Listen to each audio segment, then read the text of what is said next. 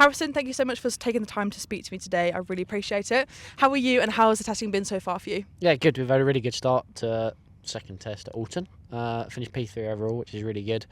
We've just been working through the setup of the bike, really. It's been a really good day. The boys and I, me, Leon and Mickey, Pierre's here too. And we've just really enjoyed the day, to be honest. We've only been on scrubs and just, settling the bike in. And I've just really enjoyed running the Triumph, to be honest. Lovely. Wow, it's been a much better day here than it was at Donington a few days ago.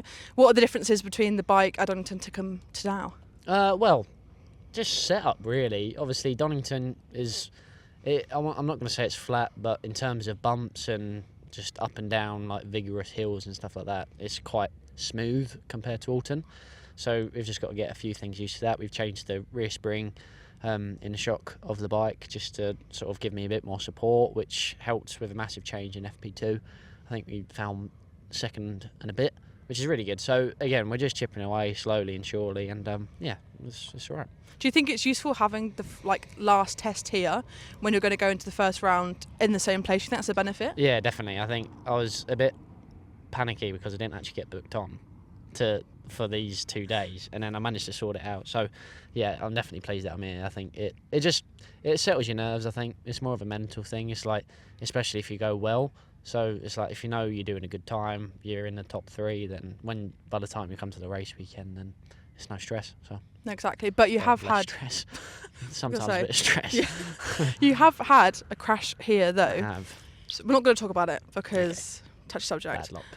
Touch wood. Yeah, that's touch wood. It's not going to happen again. No. But does having that kind of injury impact you mentally? Like, how do you navigate that? Yeah, we've had a couple bad ones over the last few years. The one we had here at Turn 6 in British Talent Cup a few years back, it was quite bad, not just for me but for my parents too. It was just, obviously we had the whole recovery bit, and then I was happy to get back on the bike. Mum and Dad were a little bit more cautious whether we should carry on, and then there was the doctors at, I can't remember which hospital in London it was, but it was fantastic with basically giving us a really good insight in whether we actually want to carry on. So we spoke to him about that, and it was I'm still riding now, so we made a decision to carry on, and I think it was definitely the right one. No, exactly. But you said your parents were more cautious than you. How did you persuade them to let them get you back on a bike again? How did you do it? Yeah, I don't really know how. I probably just work my magic, but as their child. But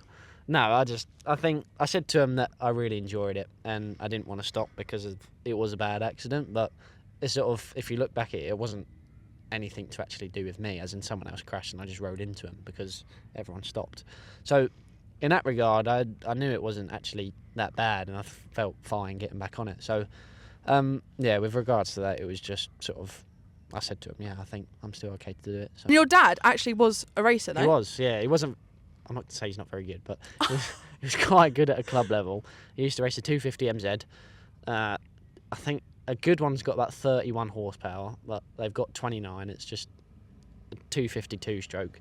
And I'd raced it as well a couple of years back. But yeah, that's how I got into it. He just started when I was about 10 or 11, and then in the same year he started racing. I said to him, look, I want to get, or 2 years after, I want to get like my own little bike, and I got a mini moto for Christmas, and that's how it started.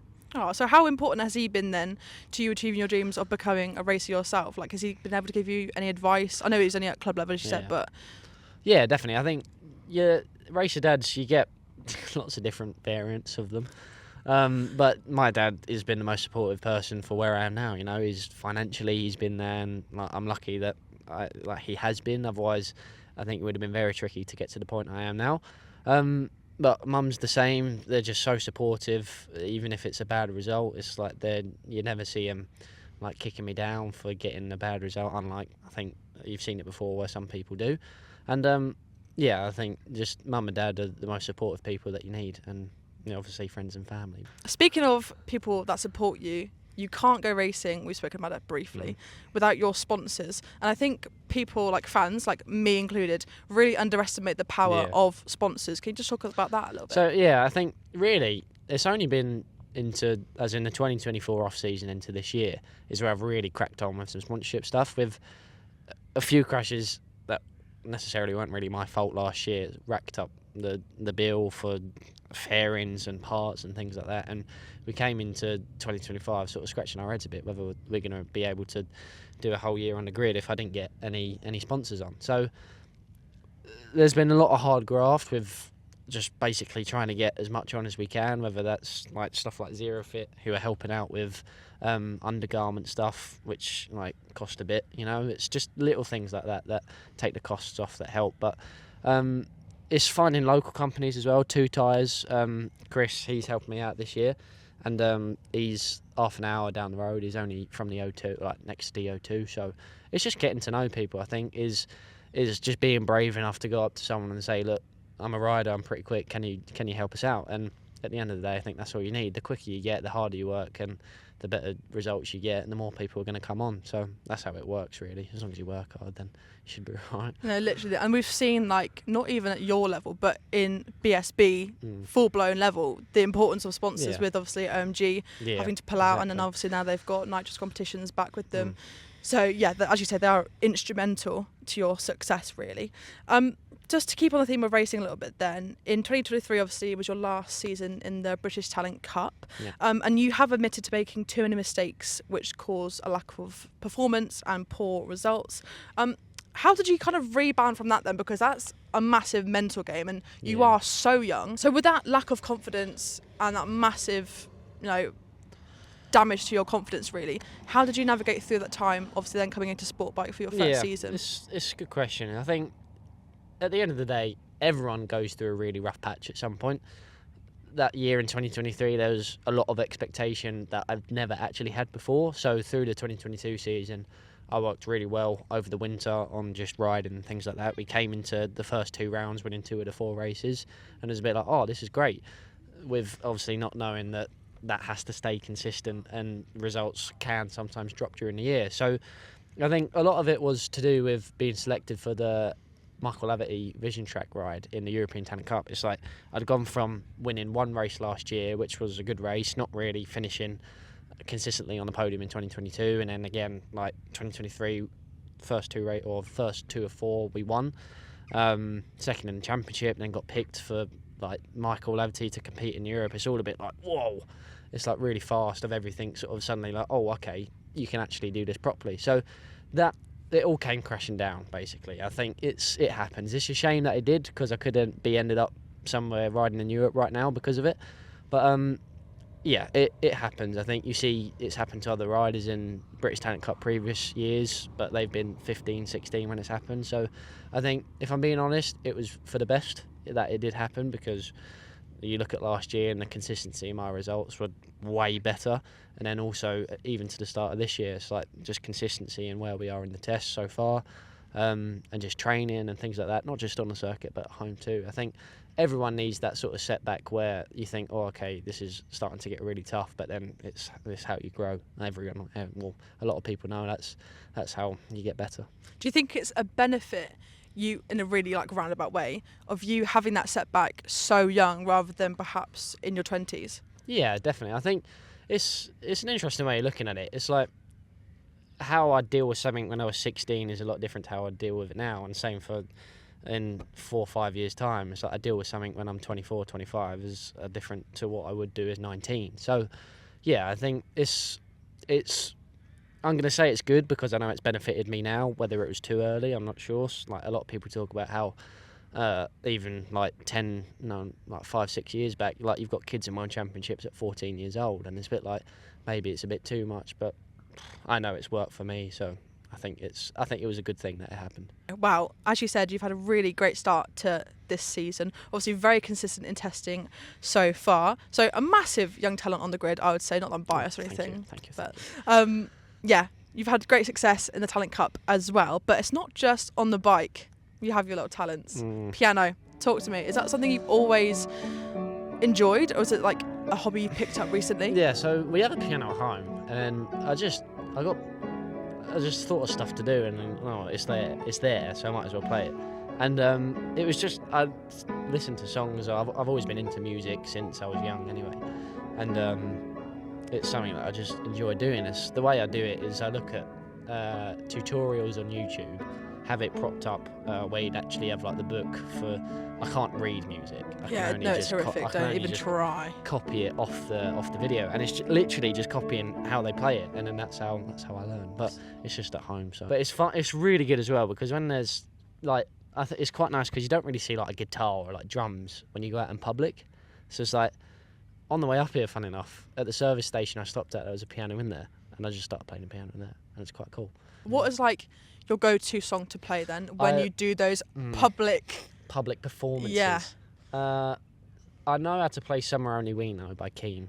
I really enjoy that one because there's a bit where it gets to the chorus and it sounds really cool on the piano. Not only are you good at piano, you're a great swimmer. You set times that would put you in the county championships in Essex. Yep. Was that ever something you thought you could do professionally, or was it always bikes for you? Yeah, so I only got into bikes when I was about 9 or 10, because obviously when Dad was. But before that, I was just swimming all the time. I was in my local swim club.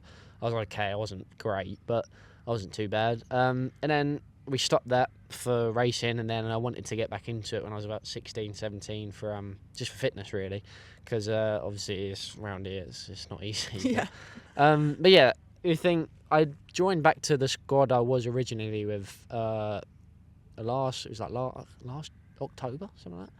And just through the off season I just trained, and then I managed to do a gala that got me a couple of times to compete in the Essex age group county championships, which was cool. I was very, very close to a regional time actually, which was really quite cool. nice. I think I was only like 0.2 off it, like 2-3 tenths, which was quite cool. Is there anything else like we don't know that you're good at? I can solve the Rubik's Cube. I'm pretty good on 2 wheels. Yeah, you're right. What do you do outside of racing? Because this is one thing I could not find. Like, what do you do? Just the lifeguarding, really. That's quite cool, though. I try and work as much as I can. If I can do at least 3 or 4 days a week, then it's all right. But it's like, obviously this week I was working Monday, and then I work Friday, Saturday, and then usually I don't. So preferably I want to train as well, so I take the time off to train. But if I can get at least 2 or 3 shifts in a week, or 3 or 4, then I'm doing all right. Talking about this season then, going away from the lifeguarding, you switched from a Yamaha R7 to a Triumph Daytona 660. Indeed. What are the main differences you felt in adapting to the new bike? Yeah, I think the R7 was quite a tricky bike to ride. Because it was a twin, it was really heavy on the engine brake when you changed down a gear. You couldn't really necessarily use second gear anywhere unless it was, I think I only used on the R7 second gear once around every circuit, which was at Donington, around the Melbourne Loop, and then that was it. So I think, it was interesting with that because it was quite tricky jumping from the Talent Cup bike to the R7, and I think for me the difference was how smooth the Triumph is. It's just a little bit easier on the engine braking because it's a triple, and it's not as torquey, but the top end is a bit stronger. There's a couple more 1,000 revs that you get to play with, and for me, I think I'm not going to say it would have been better if I was to jump on the NSF to the Triumph straight away, because I think learning to ride the R7 was good understanding for me anyway. But yeah, definitely, I think the Triumph just overall is a bit of a better bike. Wow, new bike means new team. So you're with PHR Performance. Pete Hickman. How has he helped you so far? Because he is like a giant in the world of bike racing, and to have him as like a mentor almost is pretty cool. Pete, he's just been super helpful with organising stuff out really. With obviously like the Test of Spain, he's organised for, and just being able to help out with allowing me and picking me to ride for his team this year. So, wow, you're filling the shoes, I think, of Richard Cooper. Indeed. I think now he's like a rider coach for PHR. Yeah. So you work with him as well. I do, yeah. Pete Hickman and Richard Cooper, dream team. Combo, yeah. How has Richard helped you? Because he's ridden this package before. Oh, so he's done everything. Exactly. Yeah. So how has he helped you as well? So Coops is really good. Coops. That's what we all call him. Yes, that's his nickname.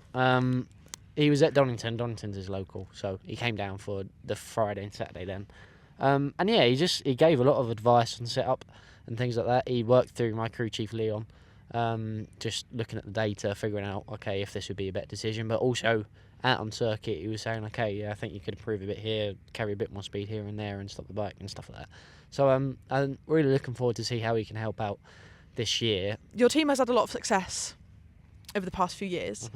Does that put any extra pressure on your shoulders, or are you quite level-headed with these things? I think I was saying earlier that I think a big difference between this year is just sort of staying a bit more relaxed. It's I know it's a very good team. I know, well, because they won the championship last year. There's a bit.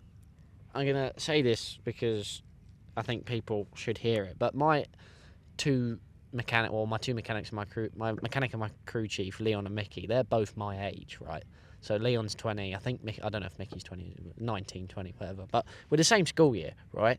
And obviously the usual thing is they'd be riding, and instead they've already won a championship in BSB, and they're like crew chief and me and mechanicing for me this year. So there was a bit, not uncertainty, but it's like all I've had growing up as a rider is someone with a lot of experience to help me and make not decisions for me, but basically give me really good advice. And it's like, I think that's sort of not bottled everything out the window, but Coops has got a lot of experience and things like that, but he won the championship with them last year, do you know what I mean? And it's like with the start to the test this year, it's like we finished second at Donington by half a tenth, and we finished third today with, like, hopefully a lot more time to come tomorrow.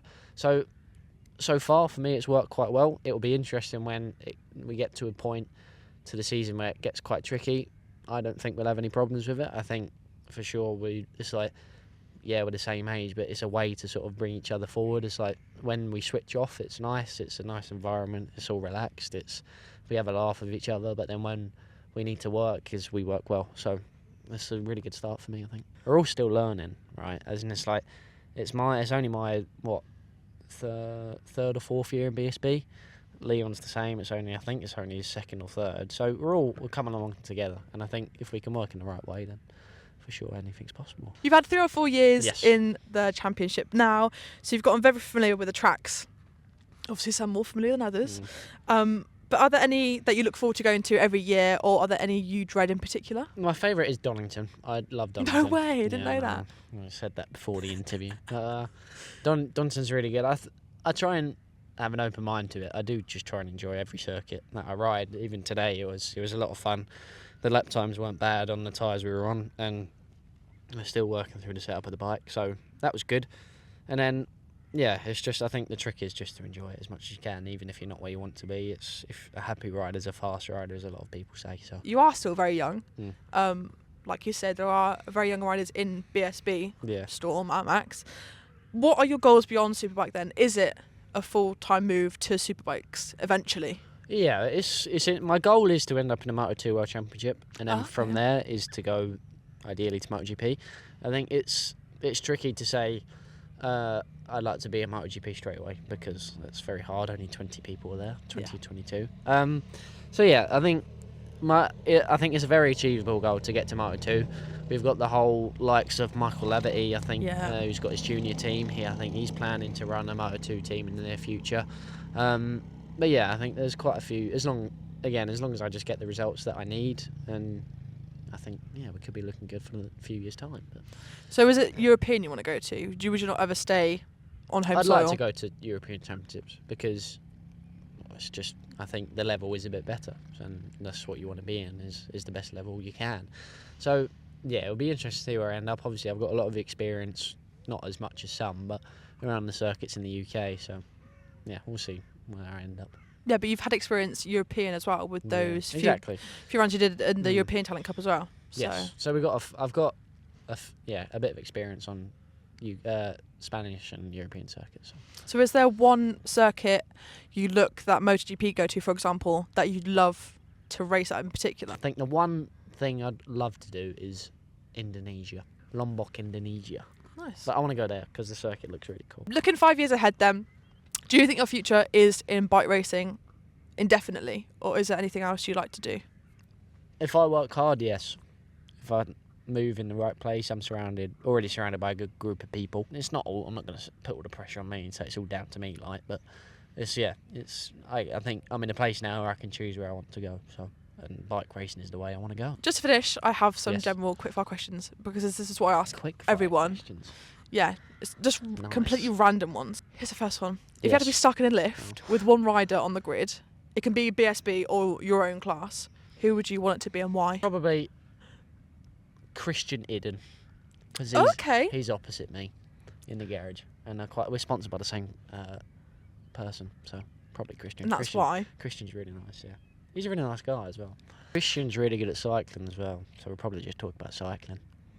And you would just wait until you got we'll rescued. Just chat it out. If your life had music underneath it, what song would you use over your walking into the paddock or pre-race preparation My intro montage? song. Can I look at my playlist? Of course you can. Naive is a good one. Not saying it's your fault. Oh, I got it wrong already. It's all right. Good look. That's a good one. Payphone's a good one. We're going to go back to the racing theme. If we were to speak again at Brands Hatch Right. and do another interview when you solve your Rubik's Cube in under a minute, Mhm. what story do you hope to tell me about the season you've had? Can I say it into the camera? Feels like that's You can more go ahead. worthy. There's going to be a I don't slow know, zoom on actually. this. Don't stop working, mate. I thought you were going to break into song. No. Okay, don't stop. Believe it. Put the work in, mate, and it will happen. And that's all you need. If you had to give the bike a personality, what would you say? How would you describe it? Caring. It's Ah, a very caring bike. Even though I blew her up in Spain, but I did it on a downshift. I was a bit naughty, and she didn't like it, so she shouted at me. Fast. Very fast. 3. Caring, fast, and I don't know. I've only got 2. I don't want to guess. can you please pick one emoji to sum up how you think the season will go for you? And please don't say the trophy. The devil emoji. Oh, okay, thank you. You With got the it. smiley face. Okay, why? Because we're ready to go, mate. Full gas. Well, Harrison, thank you so much for your time today. I know you've Thank you been for very having me. busy, Yeah. but it's been great to speak to you, and good luck for the rest of the season. Thank you.